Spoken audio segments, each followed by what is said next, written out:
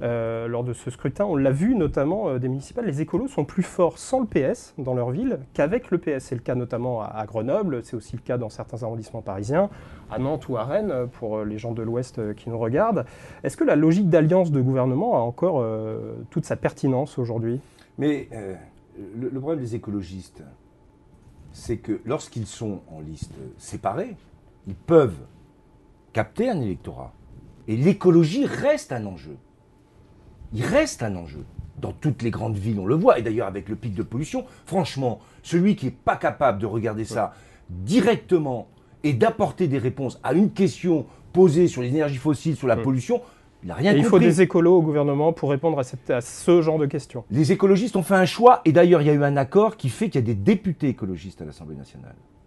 Mais la question d'écologie, je l'ai regardée dans les villes, autour de 10%. Un peu moins selon les cas, et un peu plus selon d'autres. C'est une perception et une préoccupation donc, qui concerne entre 8, 7 et 10 ou 12, 13% des votants. Et c'est important. Et c'est très important. En même temps, quand on est face à un pays, il y a tout le reste. Et c'est vrai qu'aujourd'hui, cibler sur un élément du débat, ça peut avoir des effets positifs. Mais quand on est socialiste, on a cet élément-là à prendre en compte. Mais en même temps, ce que vous avez évoqué, les grandes questions posées de l'équilibre économique et social d'un grand pays comme le nôtre. Mais s'ils se sentent plus forts en dehors sans le PS qu'avec le PS, est-ce qu'ils ne vont pas être tentés de dire on prend notre indépendance, on reprend notre liberté ? Oui, mais là-dessus, je mettrai en garde. Chacun doit bien réfléchir. Et d'ailleurs, à ce qui s'est passé juste avant la présidentielle, ou pendant la présidentielle plutôt. Il y a eu un résultat. Je le dis, la question écologique, elle est toujours là. Alors on pourrait en tirer un bénéfice unique sur ce point précis.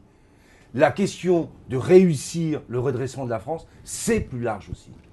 20 minutes publie ce matin un sondage qui dit que 76% des Français, un sondage IFOP, 76% des Français souhaitent un remaniement aujourd'hui, 69% souhaitent le départ de Jean-Marc Ayrault. Qu'est-ce que vous en pensez ? Je n'en pense rien. Et je ne ferai surtout aucun commentaire. On est entre le premier et le deuxième tour et les décisions qui pourraient être prises ne dépendent pas de ma responsabilité. Donc j'éviterai de m'engager dans ce débat. Pour mais ça ne vous interpelle pas que 76% des Français je pense qu'avec le débat, il y a toujours une volonté de trouver des solutions qui soient les plus rapides, les plus efficaces, les plus rapides en tout cas. On pense que voilà, il faut remanier parce que voilà, j'ai vu un titre un journal national ce matin, remaniez-vous. Bon, mais au fond, qu'est-ce qui nous est posé comme question ? Elle est ailleurs. Parce que ça, c'est de la politique au sens de l'organisation. C'est les choix et la réussite.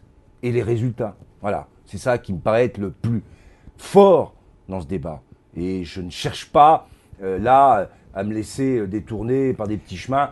Ils existent. Donc on peut garder Jean-Marc Ayrault. Ça existe. Je mesure tout ce qui est dit et puis on en parle tout le temps. Mais pour moi, l'essentiel, il n'est pas là.